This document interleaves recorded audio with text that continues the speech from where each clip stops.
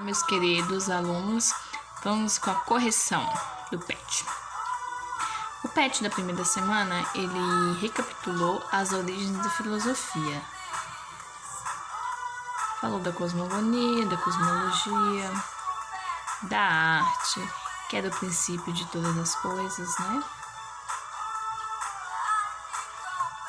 Então, vamos lá. Na primeira questão aí, ó. Para os gregos, o mito é um discurso pronunciado ou proferido para os ouvintes que recebem como verdadeira narrativa, porque confiam naquele que narra. É uma narrativa feita em público, baseada, portanto, na autoridade e na confiabilidade da pessoa do narrador. Essa autoridade vem do fato de que ele testemunhou diretamente o que está narrado ou recebeu a narrativa de quem testemunhou os acontecidos narrados. A respeito da função do mito, assinale a afirmativa correta. Nós temos aí, ó, 5 questões. Eu não vou falar sobre todas elas, não, porque senão a gente toma muito tempo. A alternativa correta aí é a letra E, porque ele perguntou qual a função do mito. Assinale a alternativa correta. Então, a que mais coube aí ao textinho de Marilena Chauí foi esse aí, ó.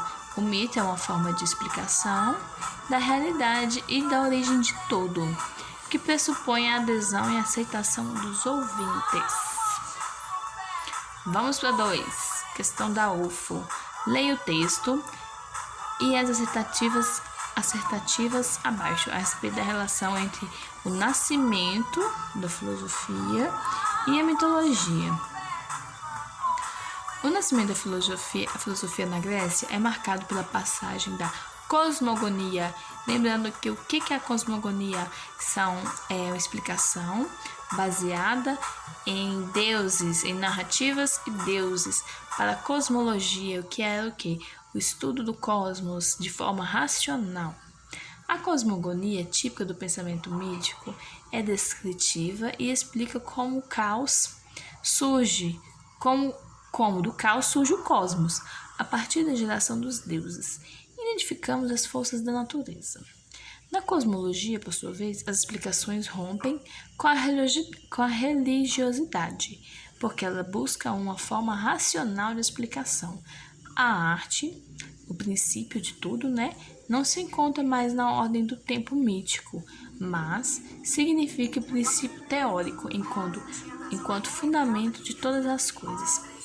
Daí a diversidade de escolas filosóficas dentro da origem das fundamentações conceituais. Lembram que a gente falou do Heráclito, que acreditava que tudo partia da água, de Demócrito, que acreditava que tudo partia do átomo, e dentre outros pensadores não tão renomados que falaram sobre a origem de todas as coisas que existiam. Olha aí, ó. A alternativa correta é a letra C, porque a ruptura com as explicações religiosas, segundo as explicações religiosas, e a busca por um princípio mais racional para a explicação da natureza. O que o texto queria? Ele queria, segundo o texto, é o que o texto aborda pra gente, como foi o surgimento da filosofia. A filosofia, de acordo com o texto, ela veio rompendo com o pensamento cosmogônico e partiu para o pensamento cosmológico, que seria um pensamento mais racional, baseado em explicações fundamentadas através da natureza. Ela partiu, né? Deixou para trás as explicações religiosas e buscaram explicações racionais baseadas na natureza. Questãozinha 3 do Enem. A filosofia grega parece começar com uma ideia absurda, com a proposição: a água é a origem e a matriz de todas as coisas. Será mesmo necessário nos determos nela e levá-la a sério? Sim, e por 3 razões. Em primeiro lugar, porque essa proposição enuncia algo sobre a origem das coisas. Segundo, porque o faz sem imagem e fabulação. E enfim, porque nela, embora apenas no estado de crisálida, está contido um pensamento, tudo é um. Esse pensamento aí, Nietzsche, né, vem falar um pouquinho sobre Heráclito, que acreditava que ele tentou dar uma explicação racional para o princípio de tudo da vida, e esse princípio para Heráclito era a água. De acordo com Nietzsche, caracteriza o surgimento da filosofia para os gregos, lembrando que os primeiros pensadores não foram considerados filósofos, eles olhavam para a natureza e viam nela explicações de forma racional, não fabulosas como do mito. A resposta correta aí, a necessidade de uma busca de forma racional, a causa primeira das coisas existentes. Então, o textinho aí de Nietzsche, ele veio mostrar pra gente como foi o surgimento da filosofia, que ela buscava uma forma racional de explicação para todas as coisas que existiam. 4. Nosso vídeo já está com 6 minutos.